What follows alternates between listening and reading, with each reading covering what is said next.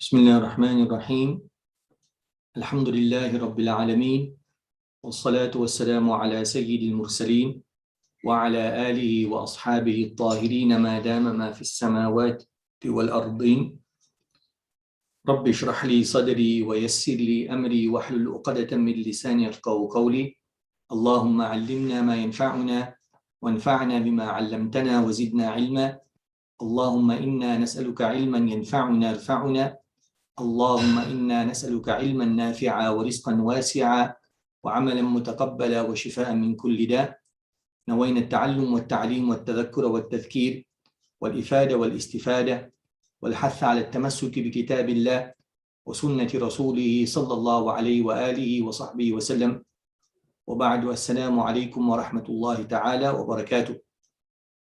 Alhamdulillah, all thanks and praise due to Allah subhanahu wa ta'ala for his many blessings that he has bestowed upon us.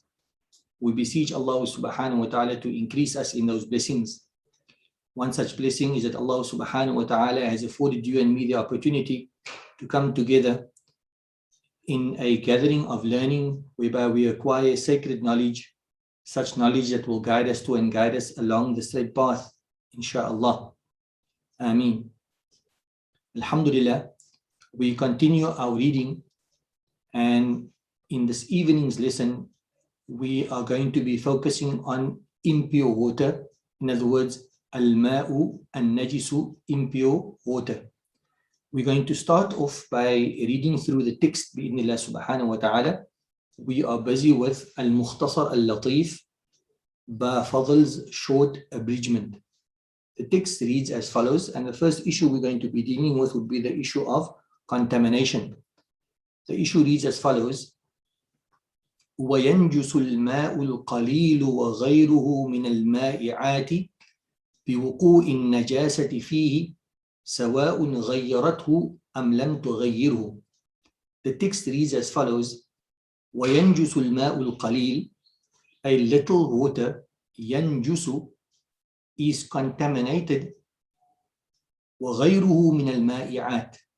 We are not only dealing with water, but rather we're dealing with any other liquid as well. So a little bit of water and other liquids are contaminated بِوُقُوعِ النَّجَاسَةِ فِيهِ, by impurities falling therein. If you wanted to, we could translate by coming into contact with an impurity. So if the water in terms of volume is considered to be a little, the moment that little water comes into contact with an impurity, mere contact renders that water impure. سَوَاءٌ غَيَّرَتْهُ أَمْ لَمْ تُغَيِّرُ. The text explains that particular phenomenon and says سَوَاءٌ, irrespective whether the impurity changes the water or whether the impurity does not change the water. So what renders a little water impure? Mere contact with an impure substance. Now, so the first issue that begs an answer would be the following: that what is a little water and what is a lot of water? Because the text reads وَيَنْجُسُ الْمَاءُ الْقَلِيلُ, that a little bit of water, when it comes into contact with an impurity, it is contaminated. So water is divided from an Islamic perspective, from a Sharia perspective, from a fiqh perspective, into two: a little, ma qalil, and a lot, yani ma kathir. What is a little? Dun al-Qullatayn, whatever is less than 2 qullas. Qulla refers to a volume of water. For now, we're going to use the equivalent of liters. So 216 liters, anything less than 216 liters is considered to be a little bit of water. Dun al-Qullatayn, less than 2 qullas. A lot of water would be Qullatan, 216 liters for akthar and more. So if a person has a tank and the tank is filled with 100 liters of water and impurity falls in there, the moment the impurity gets in touch with the water, then that water is rendered impure. When the water is a lot, the issue will be discussed in a moment bi'idhnillah subhanahu wa ta'ala. So now we're going to basically look at the term Qullatan. It plays a very important role. So we first need to ascertain what is meant by Qullatan. So we have a literal meaning for the concept, and then we have a technical meaning for the concept. The literal meaning would be al-jarratan al-kabira tani. So in other words, two tanks of water, if you wanted to. Literal meaning al-jarratan al-kabiratan, two containers of water, two big containers of water. What exactly is meant? So the important thing for us to understand here would be that in terms of measure, kulla refers to a measure of volume, very much like liters. In today's time, you buy a liter, you buy 2 liter, for example, by way of milk. What type of measurement is that? That is a measurement by volume. So literage talks about volume. So kulla is a measure by volume. What is the technical meaning? The technical meaning, and we're first going to read through the archaic technical meaning. ما وزنه من الماء 500 رطل بغدادية تقريبا. That وزنه من الماء, its weight of water. So here we're moving away from volume, we're moving to weight. So the water is weighed out. And what is the weight of the water? 500 رطل, 500 ritl. And which ritl are we looking at? Which weight are we looking at? The Baghdadi ritl, and that is an approximation. I'm not going to go too much into that. We are going to focus on the current equivalent in terms of our current measures, which would be liters basically. So the volume of Qullatan, it can be worked out in many different ways. If you are looking at a space, in other words, you want to put a spatial measurement to it, our scholars say, to give you an idea of what 2 kullas would be in terms of volume, if you have a square container, then you're going to have to, the square container is going to have the following dimensions. Dhira'un wa rubu', it's going to be a dhira'. Now a dhira' would be the area from your elbow to the tip of your fingers, and that would refer to an average sized person, Dhira'un wa rubu' tulan in terms of the length, then ardan in terms of the breadth, and umqan in terms of the depth. We will see now that in terms of the bayan wa ta'rif, they've given an equivalent in centimeters for a dhira'. So it equals to 48 centimeters. Then 48 centimeters plus a quarter, 48 centimeters plus a quarter equals to 48 centimeters plus a quarter. So a quarter of 48 would be 12. So 48 plus 12 equals to 60 centimeters, 600 millimeters. So if you want to get an idea of the volume of 2 kullas, and you have a square box in front of you, the square box is going to have to be 600 millimeters, in other words, 60 centimeters in terms of length, 60 centimeters or 600 millimeters in terms of breadth, and then the depth of the container would be 600 millimeters or 60 centimeters if you want to. So in simple measurement terms, a 60 centimeter squared box, 60 centimeter squared box, if you can conceptualize that box filled with water, that amount of water that fits into that particular box, that would be 2 kullas. In Arabic term, that would be kullatani. Then if you had a circular container, then you'd have to adjust the measurements of that circular container to give you an accurate idea of what the volume of 2 kullas is. So what happens here would be dhira'ani wa nisf. So dhira' would be 48 centimeters.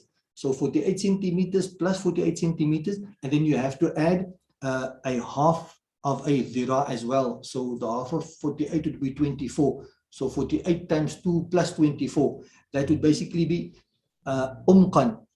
That would be in terms of the depth. If you look at a circular container, and then across that particular circular container, it would have to be 48 centimeters. So if you have a circular container, the diameter would have to be 48 centimeters, and the depth would have to be 48 plus 48 plus 24, and it would basically give you a circular container. So either way, at the end of the day, in our modern measurements, it would amount to 216 liters, and Allah subhanahu wa ta'ala knows best. It is, however, nice to look at the origin in terms of the prophetic measure, and then converting that into weight, and then once again converting that into volume. But for us, it would be very simple. If you look at Qullatan, it's a volume, and then in today's time we have liters, so we're going to take exactly that volume and we're going to be converting it into our current volume, and everything of volume is measured in liters these days, and then you can do the measurement like that, and Allah subhanahu wa ta'ala knows best. We go on to the next issue, bi'idhnillah subhanahu wa ta'ala, having now ascertained exactly what a little water is. Less than 216 liters would be a little water, and 216 liters and more would be considered to be a lot of water.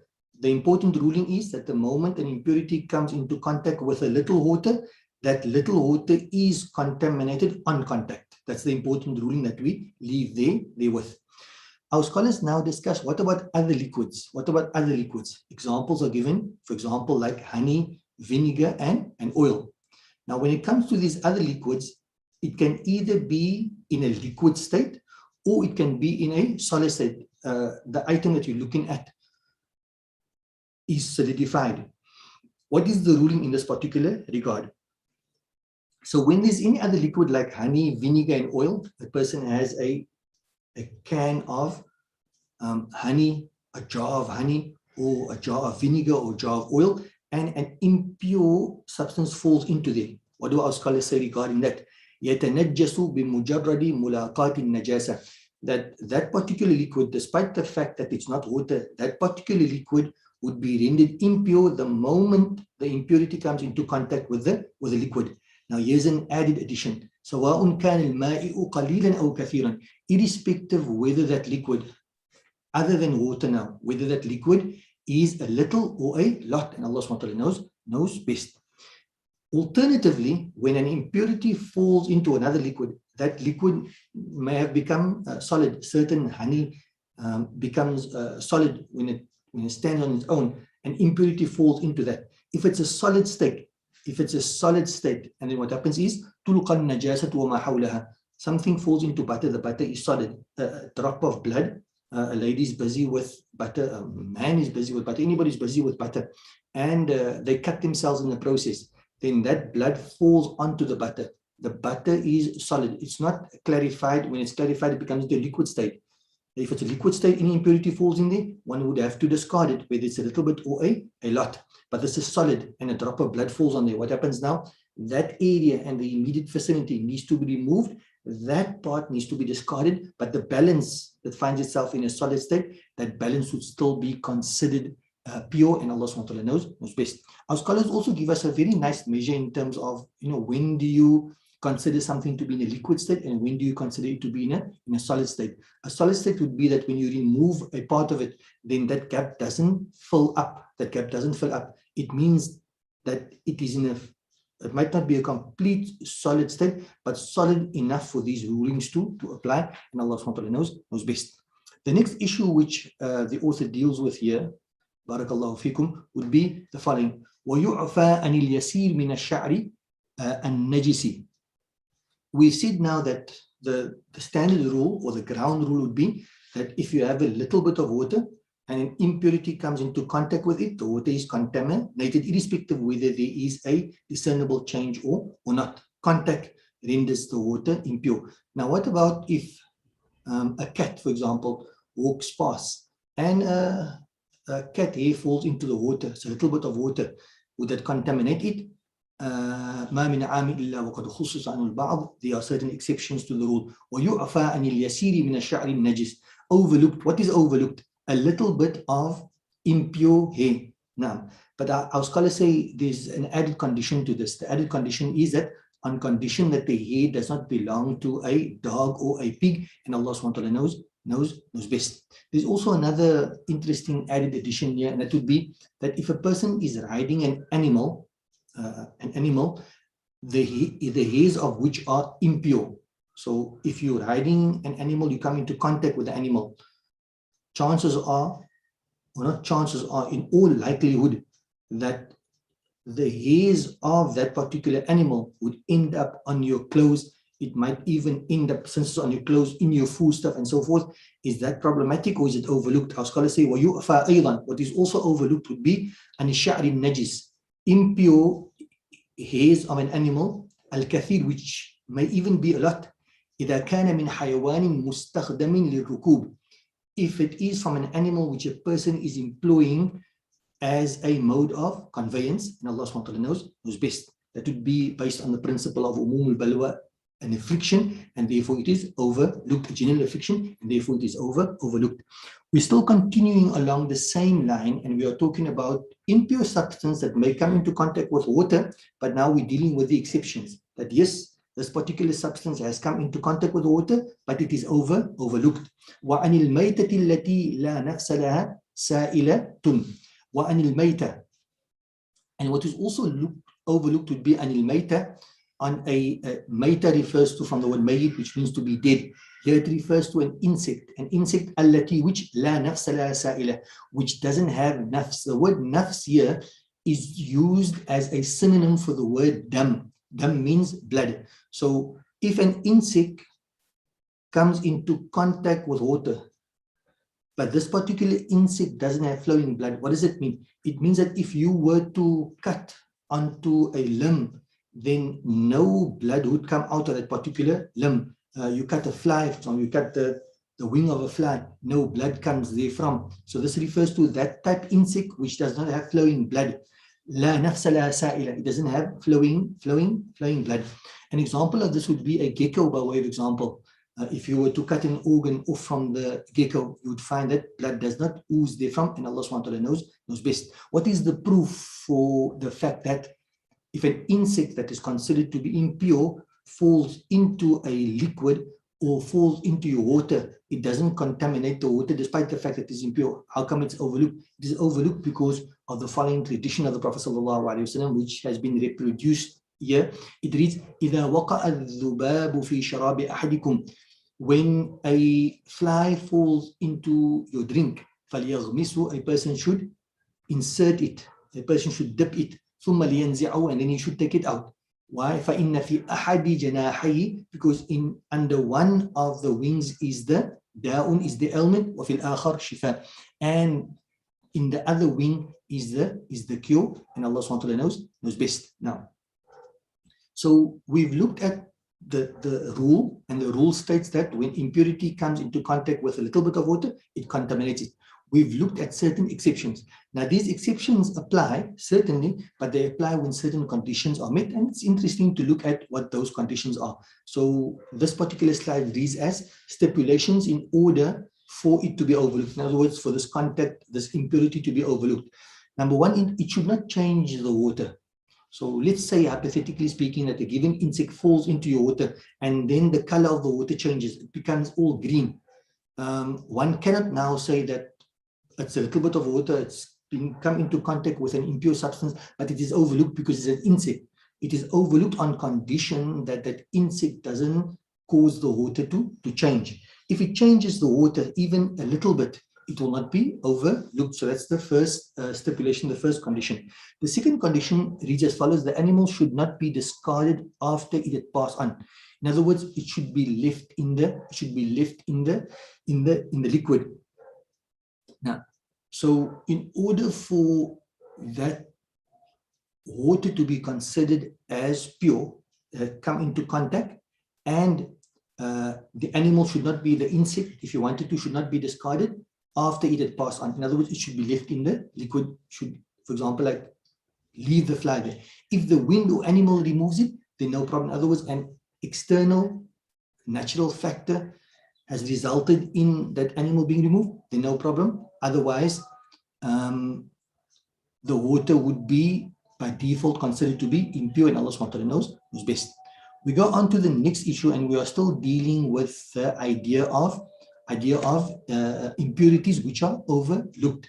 This is an also important one. وَالنَّجَاسَةُ الَّتِي لَا يُدْرِكُهَا الطَّرْفُ. وَالنَّجَاسَةُ which of those impurities are overlooked? The following impurities are overlooked. One najasah, impurities allati which la yudrikuha at-taraf, which cannot be seen by the naked eye.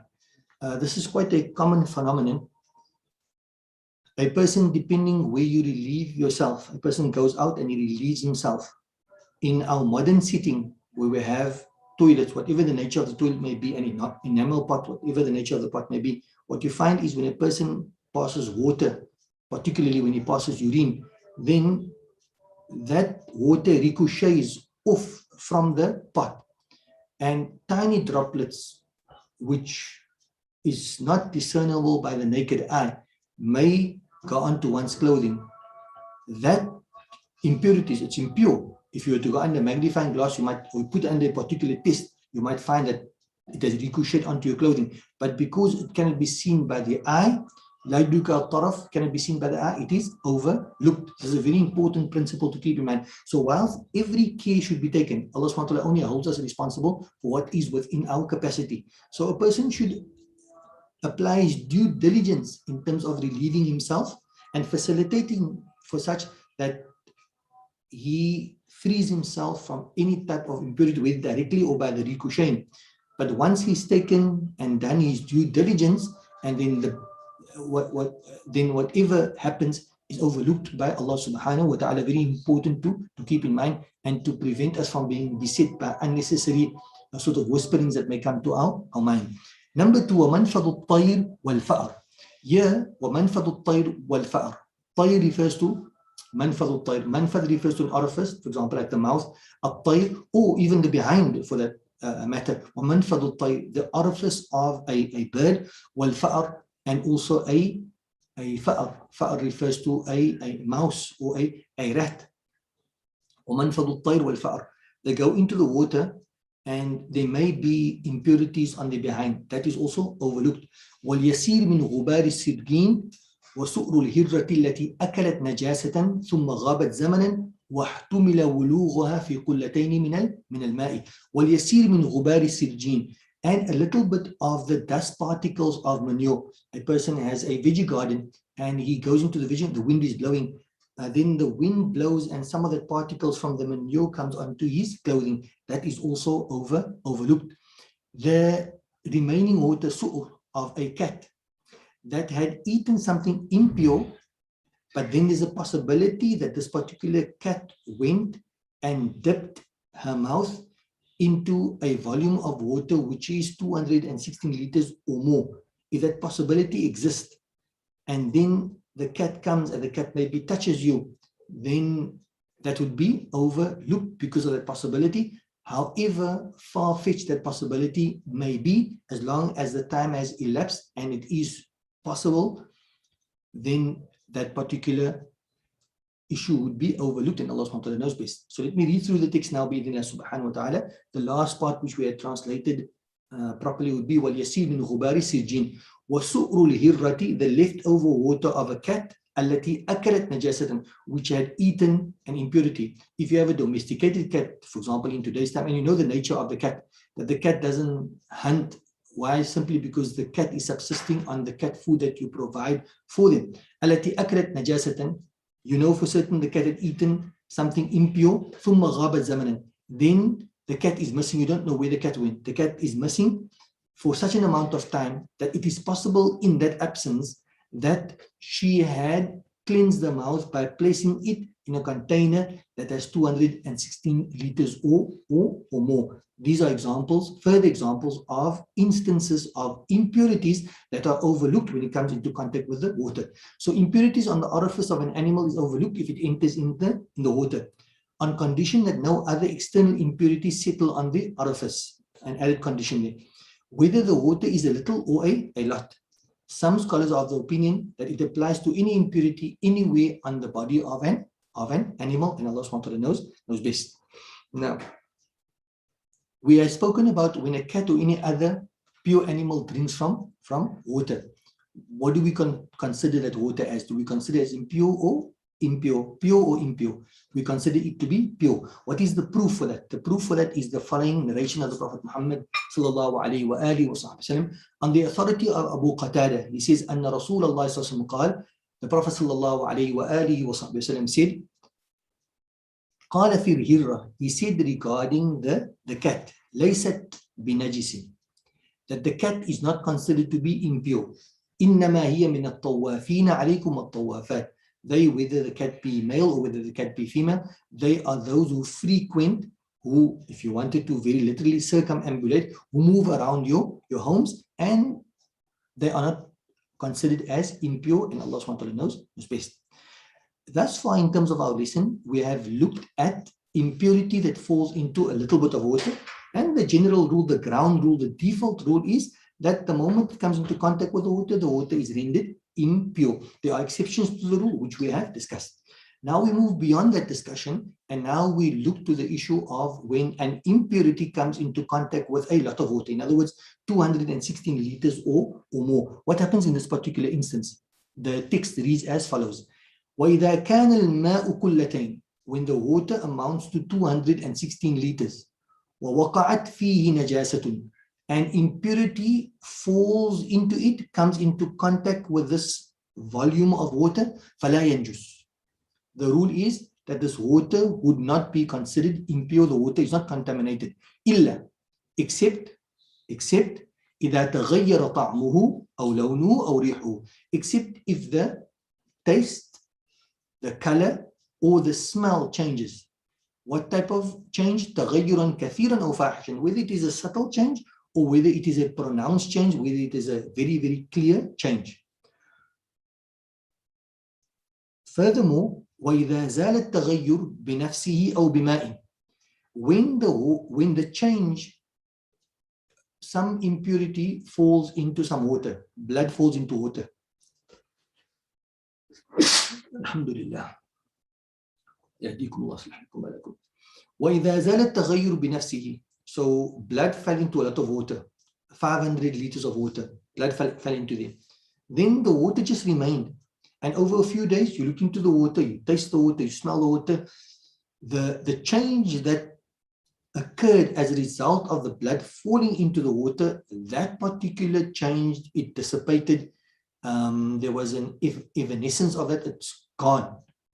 If that happens, وَإِذَا زَالَ التَّغَيُّرُ, if that change which came about ceases to exist, بِنَفْسِهِ, either by itself, the water is just standing, أو بماء, or a person adds water, irrespective, as we will see now, whether that water added is used water, impure water, whatever the case may be, water is added to that volume of water which is already considered a lot, and as a result the change goes away. What happens in all of those instances? طهورا, that water is considered to be pure. ولا يطهر إذا زال التغير بمسك أو زعفران أو جص أو تراب. However, very importantly, the water will not be considered pure if that change went away. And I'm using the word went away sort of in italics, because we will understand what went away now means. Bimiskin, a person added musk, perfume to it. Or za'faran, or he added za'far to it. Or he added sand, or whatever else the case may be, added to it, and now the change is gone. Why? Very importantly, because when this happens, and the change that was wrought about because of coming into contact with an impure substance that changed the taste, smell, or color of the water, when you add something like za'faran or you add musk to it, you don't know whether that removes the change or whether it is simply concealing the change. And Allah SWT knows best. So if the water is a lot, it will not be considered impure by mere contact with the impurity. That is very clear. Only when a change comes about. What is the proof for that? The proof for the fact that a lot of water, when a lot of water comes into contact with an impurity, mere contact doesn't render it impure. What is the proof for that? The proof for that is the statement of the Prophet ﷺ that says, إِذَا كَانَ الْمَاءُ كُلَّتَيْنِ لَمْ يَحْمِلِ الْخَبَثَ. When water reaches 2 kullas, this volume, now those 216 liters, then what happens? What is the nature of that water now? لَمْ يَحْمِلِ الْخَبَث, it doesn't carry any impurity. In another narration, it says, لَمْ يُنَجِّسْهُ shay'un. Nothing can render it as impure. Okay, when is it rendered impure? That's the next question you ask. When any of its qualities change. So this is like sort of a repeat, and I've read through the text and explanation, but here we basically pack it out a bit more.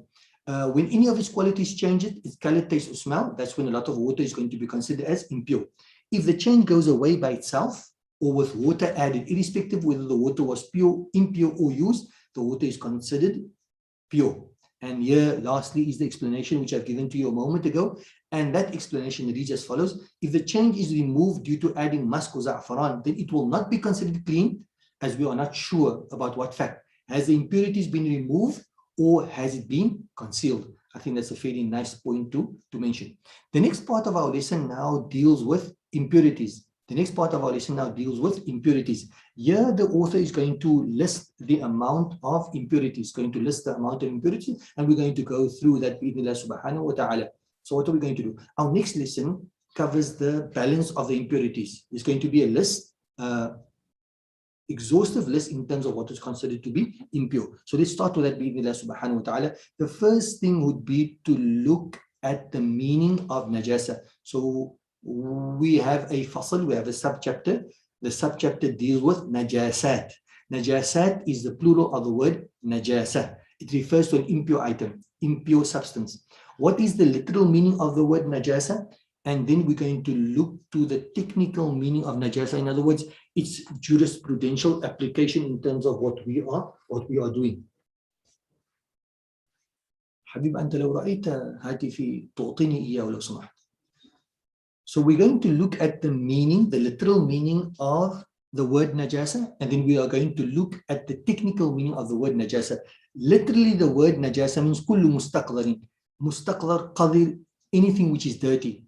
So if I look at a dirty thing, then literally I could say hadha najisun. I don't mean it in terms of its technical meaning, but I'm referring to it in terms of its literal meaning.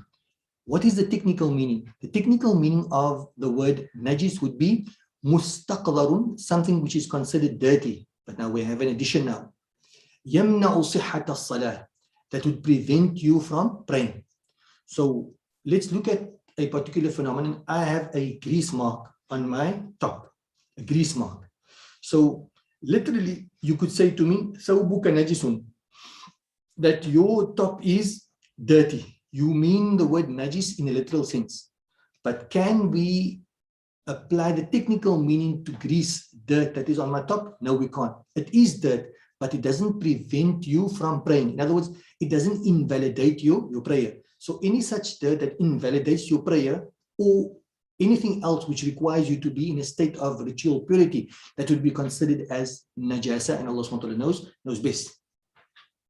There's an added part to the definition, which is haythu la murakhis, when there is no concession. So that doesn't really got to do what we are currently busy with, but it forms part of the definition. So the definition of najis would be such dirt that invalidates the prayer. In other words, it serves as a barrier for the prayer to be considered as valid when there is no concession. So in certain instances, is a concession. For example, a person, he finds himself in a situation where he cannot access water for wudu, neither can he access earth for dry ablution. He is considered in Arabic terms as faqidut tahurain. He is considered to not have access to water, which is your wet form of ablution, or earth, which is your dry form of ablution, your dry ablution. He's considered to be faqidut tahirin. And then on his body he has an impurity. What happens now? Can he pray? Yes, he can pray. He will have to repeat the prayer, but he can pray. That's a sort of an exception, and Allah SWT knows best. So now, having looked at the meaning of the term najasa from the explanation side, from the sharh, from the explanatory note side. But if you were to be reading the text, the Fadl, the short abridgment, only the text, you'd find that the author says an najasat, and he makes a listing. This is quite common for our scholars to do. that they define something by giving you a list. So if you wanted to, it's definition by way of example. So they would tell you that impure items, and they give you a list. Then you'd be able to ascertain from the list that is provided to you that these items are considered to be impure, and you will be able to understand what is meant by impurity. So the author defines najasah by listing, as many others do. One najasat here, so now we get into the text proper, and now we go into our list. It reads as follows. One najasat here, impurities are as follows. Number one, al-bawl wal-ghaitu wal-rawth. The one thing would be al-bawlu, urine. Number two would be wal-ghait. Ghait refers to feces, if you wanted to, wal-rawth. And rawth also refers to feces. So now what is the understanding in terms, or rather, what is the difference between ghait on the one side and rawth on the other side? So let me just go through that again. Bi-idhnillah subhanahu wa ta'ala. One najasat here, impurities, they are listed as follows. Number one would be bawl, in other words, urine. Number two would be ghait. Ghait refers to feces, but now human feces, human excreta, if you wanted to. Wal-rawth refers to exactly the same thing, feces, but not human feces. It refers to animal feces, in other words, animal excreta. Now, these, for those of us who are maybe interested in a little bit of the English, the word al-ghait, not in the English, but just understanding the word. Al-ghait refers to a low-lying area. Low-lying area. So when a person would want to relieve himself or herself in years gone by, they would go to bait an area, khala, an empty area, in other words, to the outskirts. And then they would search for a low-lying area. And in that low-lying area, they would deposit their feces. Now, the low-lying area, that is actually referred to as the ghait. But now, as the language would work, what they do is, because a person goes there and deposits his feces in that low-lying area, the name of the low-lying area is called ghait. That name is given to what he deposits there. In English, that particular phenomenon is referred to as metonymy. So it's a metonymical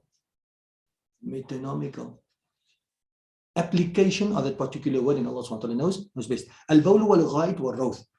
Getting back to our point of discussion, the impurities are listed as follows. Urine, number one, animal feces and human feces. So let's look at it. Urine, human feces, animal feces. Irrespective whether the animal may be an edible animal or whether it be a non-edible animal, in the form of fish, birds, or insects, any type of feces, whether you can eat the animal or not, is considered to be as impure, and Allah subhanahu wa ta'ala knows best. What is the proof for this? The proof is fairly simple and straightforward, because the Prophet sallallahu alaihi wasallam, he commanded, and this is a very famous incident, he commanded that water be poured over urine which a Bedouin had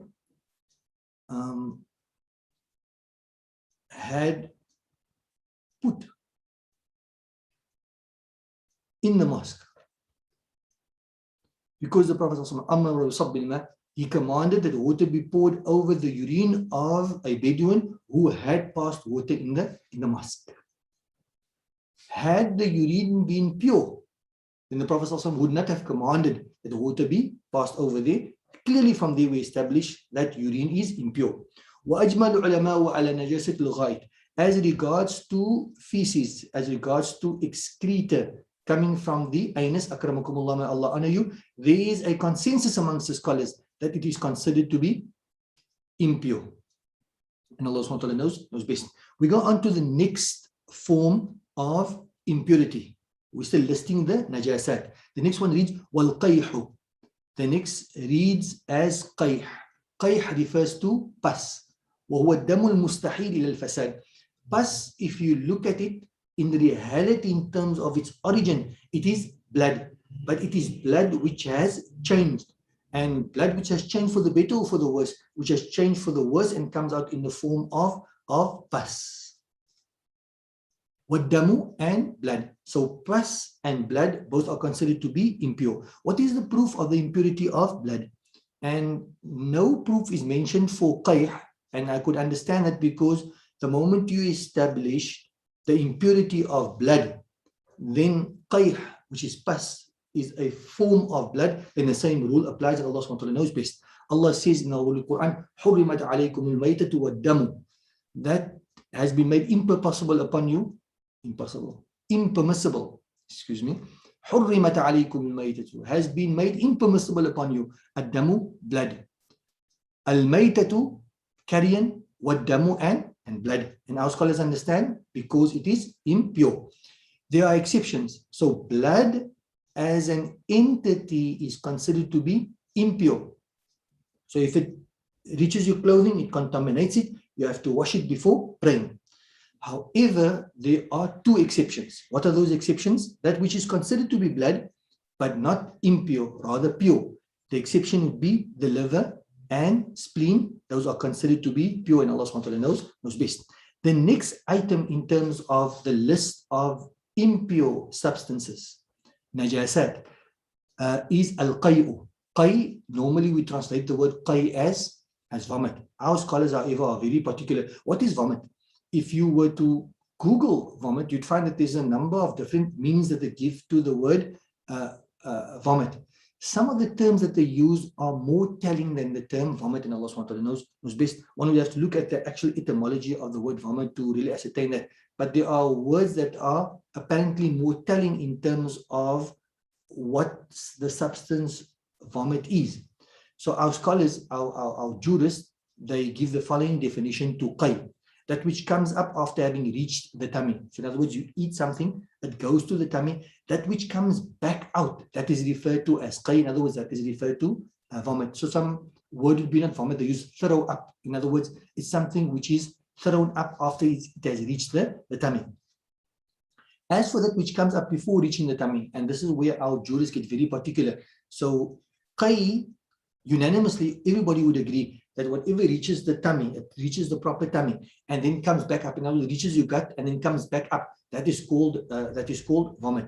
Some of our scholars say, as for that which comes up before reaching the tummy, so you eat something, it goes down into your throat, it goes into your esophagus, before reaching your tummy, it comes back out. Are we going to refer to that as qay or not? So as for that which comes up before the tummy, there's a difference of opinion in that particular regard. According to Ibn Hajar and Khatib al-Sharbini, it is considered to be pure. Why? Because it didn't reach the tummy. And then according to Imam al-Ramli, he says, whatever comes up after passing the source of the letter ha is considered to be impure. In other words, when it goes beyond the mouth and it goes now into the beginnings of the throat, the moment it reaches there and then you throw it up, that is considered to be qay and therefore impure, and Allah SWT knows best. We continue with our listing in terms of najasat, and now we come to the issue of al-khamr wal-nabidh wal-muskir. We're talking about wine, we're talking about nabidh, any other type of intoxicant manufactured from anything else other than grapes is referred to as nabidh, wal-muskir, and any other liquid intoxicant. What is the proof for that? The proof for that reads as follows. إِنَّمَا الْخَمْرُ, Allah SWT says, إِنَّمَا الْخَمْرُ وَالْمَيْسِرُ وَالْأَنصَابُ وَالْأَزْلَامُ رِجْسٌ مِنْ عَمَلِ الشَّيْطَانِ فَاجْتَنِبُوهُ.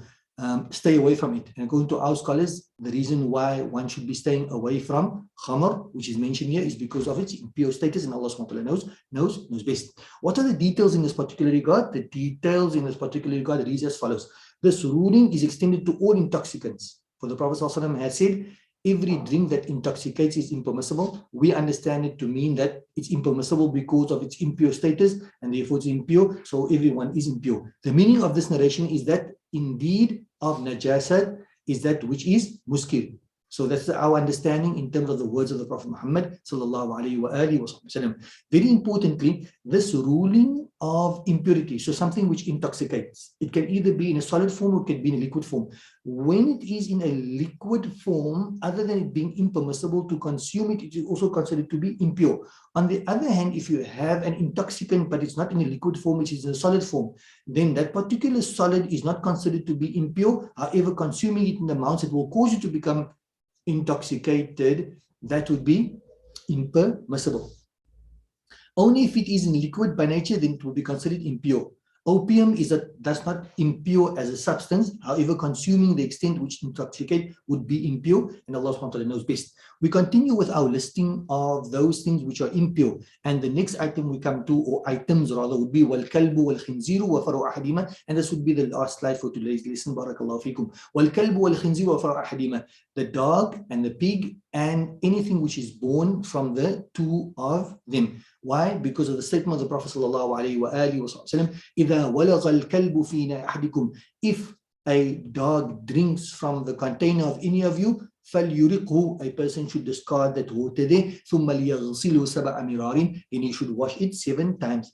The narration establishes the impurity of his mouth, which is the purest part of his body. The same ruling would thus, a fortiori to a greater degree, apply to the balance of his body. And Allah subhanahu wa ta'ala knows best. This brings us to the end of today's lesson. In next week's lesson, bi'idhnillah subhanahu wa ta'ala, we are going to be looking at, what are we going to be looking at? We are going to be looking at impure substance. The list continues. We're going to finish off that particular lesson, bi'idhnillah subhanahu wa ta'ala, and then we are going into the next chapter. I don't have the text in front of me. It will be the chapter following impure substances, bi'idhnillah subhanahu wa ta'ala. Barakallahu fikum jami'an. There's a question in terms of would the bucket that one puts in a well be equal to Qullatan? Subhanallah, very much, it depends on the size of the bucket really, but that particular bucket I don't think would be 216 liters, because 216 liters, look, if I look at the measurement, we have these tanks to store water, Jojo tanks we call them. I have a 500 liter one, so I'm thinking half of that 500 liter. Look, that 500 liter is fairly big. So unless you have a really big, like bucket that goes down into the well, and you could probably get that, unless it's a fairly big bucket. Otherwise, generally a bucket is not going to be that big, and Allah subhanahu wa ta'ala knows best. Barakallahu fikum. Tamam. Allah.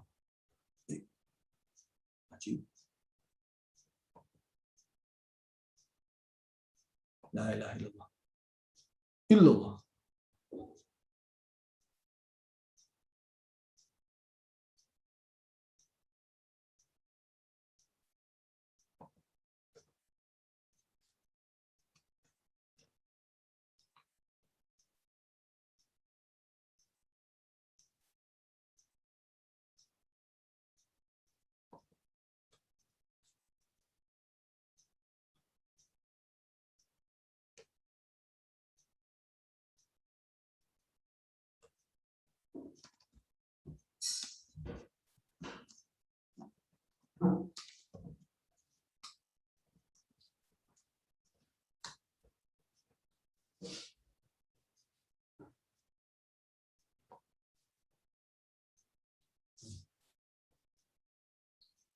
دقيقة واحدة كدنا ننتهي إن شاء الله.